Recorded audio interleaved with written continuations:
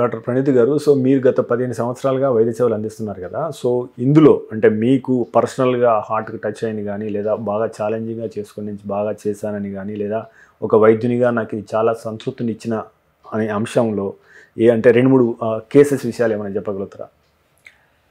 ఒకటి, కార్డియాలజిస్ట్గా 3-4 ప్రొసీజర్స్ చాలా గ్రాటిఫైయింగ్ ఉంటుంది. ఒకటి హార్ట్ అటాక్ వచ్చిన వ్యక్తి ఏదైతే ఆ పెయిన్ తోటి ఆ సీరియస్ ఆల్మోస్ట్ చావబతుకులో ఉన్న పేషెంట్కి ఇమీడియట్గా స్టెంట్ చేయడం ద్వారా పేషెంట్కి ఎవరైతే మనం రిలీఫ్ ఇస్తామో అది ఒకటి చాలా గ్రాటిఫైయింగ్ ప్రొసీజర్. రెండోది పేస్ మేకర్. అలాగే విధంగా ఎవరికైతే హార్ట్ బ్లాక్స్ అవి వచ్చినప్పుడు వాళ్ళు ఆల్మోస్ట్ అన్కాన్షియస్గా అయినప్పుడు వాళ్ళు పేస్ మేకర్ పెట్టి వాళ్ళ హార్ట్ బీటింగ్ని మళ్ళీ నార్మల్ చేస్తున్నప్పుడు అగైన్ ఆల్మోస్ట్ సెకండ్ లైఫ్ ఇచ్చినట్టు అవుతుంది. That is again gratifying. ఈ మధ్యకాలంలో మీకు ఇందాక చెప్పినట్టు టావీ, ఇదివరకు అయాటిక్ స్టెనోసిస్ పేషెంట్స్ని అన్ఫార్చునేట్లీ హెల్ప్ చేయలేని పరిస్థితి. వాళ్ళకి ఈ ట్రాన్స్కాథెటర్ వాల్వ్ రీప్లేస్మెంట్ చేయడం ద్వారా పెద్ద వాళ్ళు వాళ్ళ ఓల్డ్ ఏజ్లో ఇన్కెపాసిటేటెడ్గా అయిపోయిన వాళ్ళకి మళ్ళీ అగైన్ సెకండ్ లైఫ్ ఇచ్చినట్టు అవుతుంది అది. సో ఈ 3-4 ప్రొసీజర్స్ చాలా గ్రాటిఫైయింగ్ అండి. అంటే స్పెసిఫిక్ స్టోరీస్ అంటున్నారా? Specific stories there are so many అండి. స్పెసిఫిక్ స్టోరీస్ అంటే which is close to your heart. Which is close to my heart. There was one patient, one patient who was, I believe, 65-year-old patient. A patient, she was hardly about 40 kgs of weight and restricted because avadkunna ee aortic stenosis problem toti patient daily activities kuda cheyaleni paristhiti. Surgeon because 40 kgs unnar kabatti surgery refuse చేశారు. Equally patient కూడా సర్జరీకి విల్లింగ్గా లేదు. Almost 6 months పాటు drag అయ్యింది. ఆ పేషెంట్కి టైవీ చేయించుకోమని suggest చేయడం జరిగింది. After 6 months lot of Delhi dialling తోటి ఆ పేషెంట్ హెజిటెంట్గానే టైవీ ప్రొసీజర్ చేయించుకున్నారు. సో డైలీ తను చేసుకోవడానికి వాష్రూమ్ కూడా ఇబ్బంది పడి ఆయాసపడి వెళ్ళే పేషెంట్ ఒక 1 month ఆఫ్టర్ టైవీ ఐకియాలో she did that shopping on her own. So IKEA లాంటి బిగ్ షాపింగ్ కాంప్లెక్స్లో తను మొత్తం నడిచి కంప్లీట్ షాపింగ్ చేసి అండ్ ఆ పిక్చర్ పోస్ట్ చేసి మాకు పంపించారు that I could do this because of the procedure అని. So these are the things which are very very gratifying and we're proud to do those procedures and help the patients. Great. So ఇంకోటి doctor గారు, so కొత్తగా అంటే ఈ మధ్య కొత్త medical కాలేజీలు వచ్చినాయి, కొత్తగా ఈ రంగంలోకి కార్డియాలజిస్ట్గా రావాలని అనుకున్న వారికి ఒక సీనియర్ కార్డియాలజిస్ట్గా మీరు ఇచ్చే సలహా ఏంటి? చాలా మెడికల్ సీట్స్ పెరుగుతున్నాయి, చాలా హాస్పిటల్స్ వస్తున్నాయి అని చాలామంది డిసప్పాయింట్ అవుతుంటారు.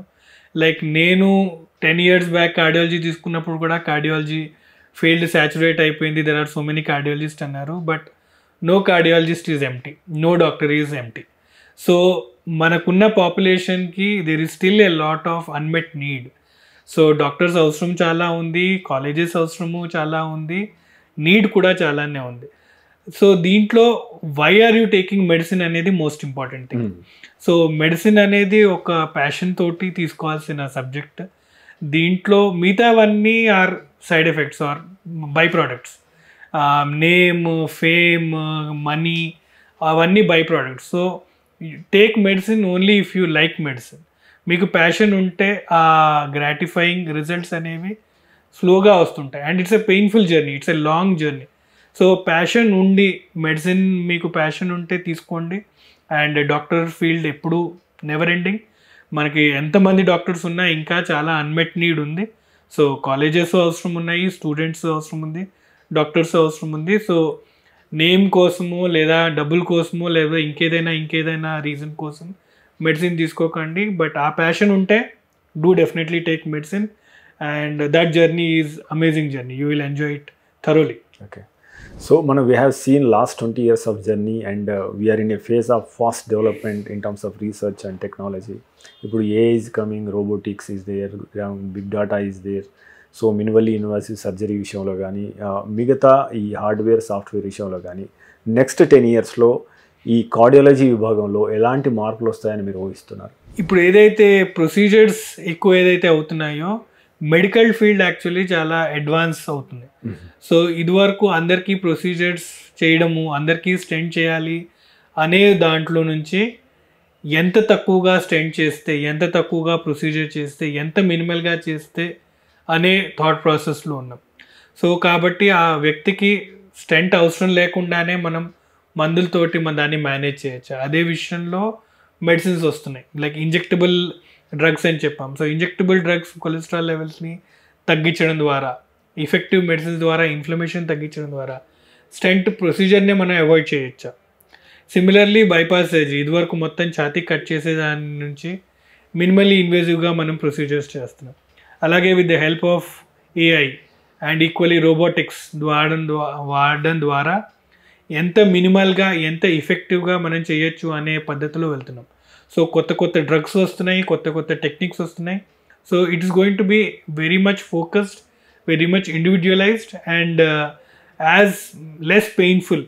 అండ్ హాస్పిటల్ స్టే కానివ్వండి, హాస్పిటల్ డ్యూరేషన్ కానివ్వండి, ఇవన్నీ తగ్గించే ఎక్సైటింగ్ ఫేజ్లో ఉన్నాము. సో చెప్పినట్టు ఫర్ ద లాస్ట్ 10 years నేను చూసిన cardiology is definitely lot changing, and next 10 years I'm expecting and I'm hoping that there are much more changes happening, and I'm fortunate that I'm in that exciting phase that I could see this transition. Great sir. And finally to చివరి ప్రశ్నగా, so మీరు పర్సనల్గా మీ శారీరక ఆరోగ్యం కోసం కావచ్చు, మానసిక ఆరోగ్యం కోసం కావచ్చు, మానసిక ఒత్తిడిని తగ్గించుకోవడం కోసం కావచ్చు, మీ గుండె ఆరోగ్యం కోసం కావచ్చు, మీ డైలీ రొటీన్లో మీ జీవనశైలి ఏ రకంగా ఉంటుంది? సో మా వ్యూవర్స్కి సో మీరు ఎలాంటి సలహా ఇస్తారు? ఫస్ట్ మీరు చెప్పి సలహా ఇచ్చేసారు. So social responsibility or moral responsibility నేను పేషెంట్స్కి ఈ అడ్వైజ్ ఇస్తున్నప్పుడు నేను పాటించాల్సిన అవసరం ఉంది. కాబట్టి ఈక్వల్లీ నా హెల్త్ పరంగా నేను కొన్ని జాగ్రత్తలు తీసుకుంటున్నాను. సో వయసు పెరుగుతుంది కాబట్టి బాధ్యత, health is an individual responsibility. So mental health, physical health రెండు ఇంపార్టెంట్. సో డైలీ నేను morning at least 10 to 15 minutes meditation చేస్తుంటాను. అలాగే daily at least 15 to 20 minutes exercise కూడా నేను నా డైలీ రొటీన్లో అది భాగంగా చేసుకున్నాను. సో ద లాస్ట్ 2-3 years నేను కన్సిస్టెంట్గా daily 10 to 15 minutes of meditation and 15 to 30 minutes of physical activity daily రొటీన్లో అది నా పార్ట్ కింద చేసుకున్నాను. అండ్ వర్క్ లైఫ్ బ్యాలెన్స్ కూడా ఐఎమ్ ట్రైంగ్ టు ఇన్కన్కేట్. సో మధ్యలో బ్రేక్స్ తీసుకోవడము, vacations, holidays and taking time for your self, వీటిని కొంచెం యాక్టివ్గా నేను ఈ మధ్యలో ఫాలో అవుతున్నాను. సో సేమ్ థింగ్ నేను నా పేషెంట్స్కి కూడా అదే సజెస్ట్ చేస్తుంటాను. ఇదే ఫాలో అవ్వాలని ఏం లేదు, మీకు ఏది కన్వీనియంట్ ఉంటుందో. So meditation start 5 to 10 minutes. Mental health unfortunately under recognise. So mental health మీద మనం స్ట్రెస్ చేయాల్సిన అవసరం ఉంది. So meditation will definitely help. So second thing, enjoy your hobbies. ఈ స్కూలింగ్లో ఉండే హాబీస్ చాలామంది మనం పెద్దగా అయిన తర్వాత మర్చిపోతుంటాం. పెయింటింగ్ కావచ్చు, ఇలాంటివి వాటిలో ఎంగేజ్ చేయమని చెప్తూ ఉంటాను. Spend time with kids, friends, family. Socialise అవ్వడం ఈక్వల్లీ ఎంకరేజ్ చేయమని చెప్తూ ఉంటాను. And try to keep everything in moderation. Diet విషయంలో కానీ, ఆల్కహాల్ విషయంలో వీలైనంత వరకు తగ్గించండి. But if you want to drink socially, try to keep it as minimal as possible. And physical activity కూడా మనము అండర్ యూటిలైజ్ చేస్తున్నాము, దాన్ని కూడా ఎంకరేజ్ చేయాలి. ఐ థింక్ ఫెసిలిటీస్ కూడా మనకి ఎంకరేజ్ అవ్వాలి. ఇవి నేను సజెస్ట్ చేస్తుంటాను. Again there is no magic mantra, try to keep it as simple as possible. And మీకు ఏది సూట్ అవుతుందో, ఏది కన్వీనియంట్ అవుతుందో దాన్ని ఫాలో అవ్వండి. Follow your passion. That is what I tell my patients. మీరు తీసుకునే అదే మందులు, అదే నాణ్యమైన మందులు, కానీ సగం ధరకే. అవును, మెడ్ ప్లస్ బ్రాండ్స్ పై 50 to 80% తగ్గింపు.